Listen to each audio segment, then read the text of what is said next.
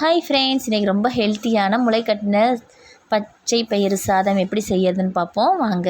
அதுக்கு ஃபஸ்ட்டு பயிரை ஒரு 2 நாளைக்கு முன்னாடியே ஊற வச்சுட்டு தண்ணியெல்லாம் வடித்து ஒரு வெள்ளை துணியில் கட்டி வச்சுட்டிங்கன்னா இந்த மாதிரி கட்டிடும். இப்போ ஒரு குக்கரை வச்சுட்டு குக்கரில் தேவையான எண்ணெய் சேர்த்துட்டு எண்ணெய் சூடானதும் கடுகு, கருவேப்பிலை, 6 பல் பூண்டு, 2 பெரிய வெங்காயம், 2 வரமிளகாய், 2 பச்சை மிளகாய் எல்லாத்தையும் வதக்கிட்டு பொடியாக வெட்டி வச்சுருந்த தக்காளி 2 சேர்த்து நல்லா வதக்கிட்டு அதுக்கு தேவையான அளவு மஞ்சத்தூள், சீரகத்தூள், மிளகாய்த்தூள், தேவையான அளவு உப்பு எல்லாத்தையும் சேர்த்து நல்லா வதக்கிக்கோங்க.